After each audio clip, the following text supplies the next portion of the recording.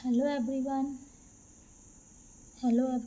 आज जो टॉपिक पढ़ने वाले हैं वो है octahedral splitting d orbital in weak and strong field. मतलब ऑक्टाहेड्रल का स्प्लिटिंग हम लोग करेंगे वीक फील्ड और स्ट्रॉन्ग फील्ड लिगेंड में। तो अगर जब स्ट्रॉन्ग फील्ड लिगेंड होता है देन क्या होता है स्प्लिटिंग, एंड स्ट्रॉन्ग और वीक लिगेंड होता है देन क्या होता है। हम आपको पहले ही बताए थे स्ट्रॉन्ग फील्ड लिगेंड जो होता है वो स्प्लिटिंग ज़्यादा करता है और वीक लिगेंड जो होता है वो स्प्लिटिंग कम करता है। तो ये देखिए स्ट्रॉन्ग लिगेंड के पेशेंस में स्प्लिटिंग ज़्यादा हुआ है और स्ट्रॉन्ग और वीक लिगेंड के प्रेजेंस में स्प्लिटिंग हमारा कम हुआ है। तो ये 5D जनरेटेड ऑर्बिटल, देन हमारा स्ट्रॉन्ग लिगेंड स्प्लिटिंग ज़्यादा किया, वीक लिगेंड कम कर दिया। अगर भी स्ट्रॉन्ग लिगेंड है स्प्लिटिंग ज़्यादा किया तो फीलिंग ऑफ इलेक्ट्रॉन यहाँ हो जाएगा, जैसे पहला 1 2 3, अब जो 4 5 6 हुआ यहीं हो जाएगा, क्योंकि जो 4 हम यहाँ ले जाएंगे तो हमको एनर्जी बहुत ज़्यादा चाहिए, तो हम यहीं पर फीलिंग कर लेंगे। तो पहले चलो एक एक करके पढ़ते हैं। जैसे हम लोग पहला जो पढ़ते हैं वो पढ़ते हैं हम लोग वीक लिगेंड। वीक लिगेंड में क्या होता है, डेलो का वैल्यू जो होता है वो कम होता है, पेयरिंग एनर्जी ज़्यादा होता है। ये कैसा कॉम्प्लेक्स बनाता है, हाई स्पिन सिचुएशन कॉम्प्लेक्स बनाता है। और इसमें इम्पॉर्टेंट यही है कि फीलिंग कैसे होता है वीक फील्ड में।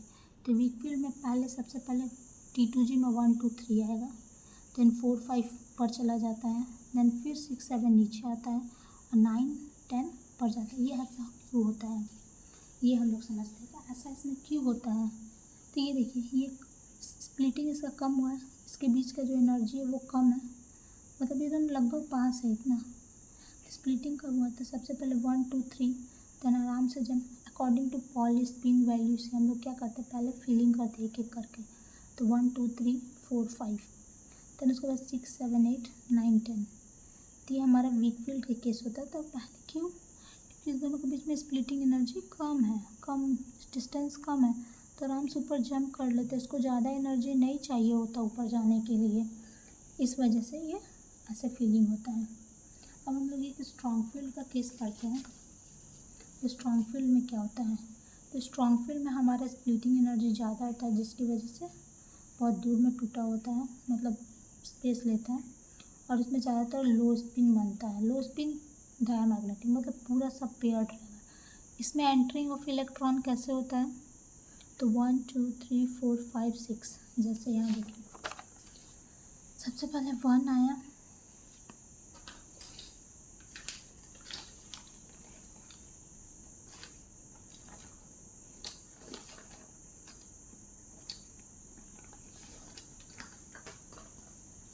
जैसे हम नीचे बताते हैं यहाँ, जैसे 1 2 3, तो नहीं यहाँ ऊपर जाने से पहले हम इसको फिल कर दें 4 5 6, देन यहाँ 7 8 9 10। तो इस तरह से इसमें स्ट्रॉन्ग फील्ड लिगेंड में होता है। क्यों, क्योंकि स्प्लिट करता है तो इसका डिस्टेंस बहुत ज़्यादा हो जाता है। डिस्टेंस क्या मतलब बहुत दूर दूर हो जाता है, तो अगर यहाँ से वो जंप करेगा तो उसको बहुत ज़्यादा एनर्जी चाहिए, जिस वजह से यहाँ पहले पेयर्ड हो जाता है, इसीलिए ये लो स्पिन कॉम्प्लेक्स बनता है। इसमें एंट्री ऑफ इलेक्ट्रॉन पहले 1 2 3 4 5 6 पहले नीचे को पूरा फिल करेगा स्ट्रॉन्ग, देन ऊपर जाएगा। एक ट्रिक से याद रखिए, कुछ जो स्ट्रॉन्ग लिगेंड है अगर वो ज़्यादा तोड़ता है तो बहुत तोड़ दिया किसी चीज़ को, ये तोड़ा तो बहुत दूर दूर चला गया, तो सबसे पहले हम कहाँ से चुनना स्टार्ट करेंगे, नीचे से। तो पहले नीचे का सारा चीज़ को चुनेंगे पत्थर, देन हम ऊपर जाएंगे। तो पहले नीचे का क्लीन करते देन हम लोग ऊपर जाते हैं। तो वही चीज़ है, पहले स्ट्रॉन्ग फील्ड लिगेंड में पहले हम नीचे पूरा फील कर लेते हैं देन ऊपर जाते हैं। बट वीक फील्ड में क्या होता है, स्पेस हमारा घर का जगह कम है, तो अगर कोई चीज़ तोड़ा है वीक फील्ड लिगेंड तो थोड़ी ही जगह में है तो हम लोग ऊपर भी चले जाते हैं, नीचे भी आ जाते हैं, ऊपर चले जाते, दोनों जगह कर लेते हैं, जिस वजह से वो क्या होता है हाई स्पिन भी कभी बन जाता है कभी लो स्पिन, बट इसमें हमेशा क्या होता है लो स्पिन बनता है, और ये डायमैग्नेटिक नेचर का होता है। तो ये था स्ट्रॉन्ग और वीक लिगेंड का। अगर आपको समझ आया तो थम्स अप करिए, देन हम लोग टेट्राहेड्रल फील्ड पढ़ेंगे। इसको देख लीजिए आप एक बार।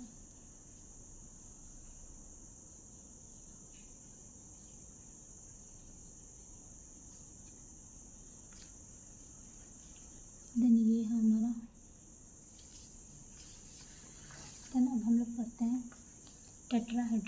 टेट्राहेड्रल के बारे में जानते हैं। टेट्राहेड्रल क्या होता है? चार से बना होता है, 1 2 3 4। ये टेट्राहेड्रल का ज्योमेट्री, 4 लिगेंड यहाँ पर बैठा रहता है। अब इसका जो स्प्लिटिंग होता है, इसमें हायर एनर्जी ये ऊपर चला जाता है T2G, और T2G इसमें नहीं पढ़ेंगे, T2 और नीचे E आ जाता है। क्यों? क्योंकि इसमें जो लिगेंड आता है वो बिटवीन द एक्सिस से आता है, और अगर हमारा लिगेंड जो है वो बिटवीन द एक्सिस से आएगा तो हमारा जो लूप भी है बिटवीन द एक्सिस, उसको ज़्यादा फोर्स ऑफ रिपल्सन एक्सपीरियंस करने के लिए मिलेगा।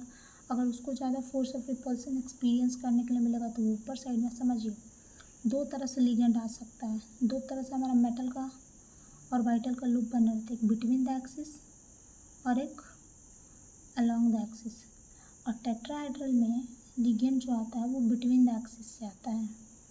जब बिटवीन द एक्सिस से आएगा तो हमारा जो बिटवीन द मेटल का जो बिटवीन द लूप वाला जो है, बिटवीन द लूप वाला वो ज़्यादा फोर्स ऑफ रिपल्सन एक्सपीरियंस करेगा, जिस वजह से T2 ऊपर चला जाता है, E नीचे। अब एक एक पॉइंट वाइज पढ़ते हैं। ये देखिए, इसमें भी कैसे हुआ, एनर्जी कितना गया, कितना नीचे आया, 3/5। टोटल कितना ऑर्बिटल 5, कितना नीचे आया 3, तो -3/5। ऊपर कितना गया, +2/5।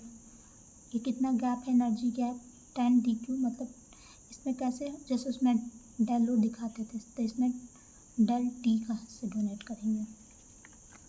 4 टेट्राहेड्रल कॉम्प्लेक्स में जो 4 लिगेंड होता है वो प्लेस होता है बिटवीन द एक्सिस से।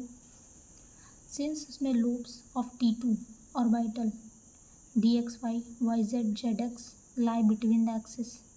ये जो चारों ऑर्बिटल होते हैं वो कहाँ होते हैं, बिटवीन द एक्सिस में होते हैं, जिससे लिगेंड जो होता है वो force of repulsion directly experience करता है। इसलिए T2 ऑर्बिटल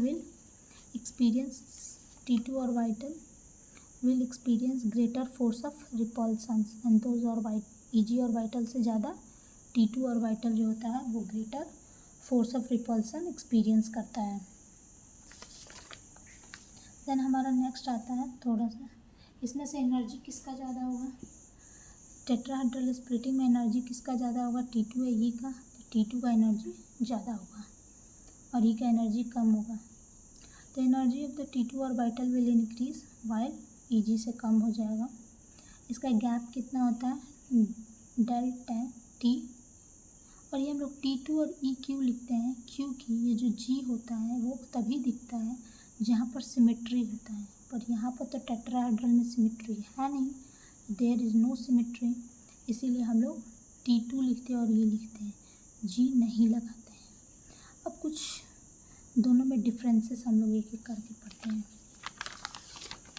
बार बार बोल रहे हैं, देखिए इसमें T2 और G क्यों लिखते हैं, क्योंकि टेट्राहेड्रल में सेंटर ऑफ सिमेट्री नहीं है, इसीलिए यहाँ T2 और E होगा। G क्या डोनेट करता है, हमारा सेंटर ऑफ सिमेट्री करता है, जो कि ऑक्टाहेड्रल में है, टेट्राहेड्रल में नहीं है।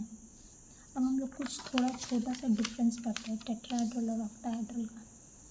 जैसे ऑक्टाहेड्रल में हम लोग क्या लिखते हैं, T2G ऑर्बिटल, टेट्राहेड्रल में T2, ऑक्टाहेड्रल में EG लिखते हैं, इसमें E लिखते हैं, इसमें डेल O लिखते हैं, तो इसमें डेल T। डेल O का मतलब ऑक्टाहेड्रल, T का मतलब टेट्राहेड्रल। इसमें 10 DQ O लिखते हैं, इसमें 10 DQ T लिखते हैं। इसमें हायर एनर्जी मतलब ऊपर में कौन सा एनर्जी का ऑर्बिटल गया रहता है, तो EG ऑर्बिटल गया रहता है।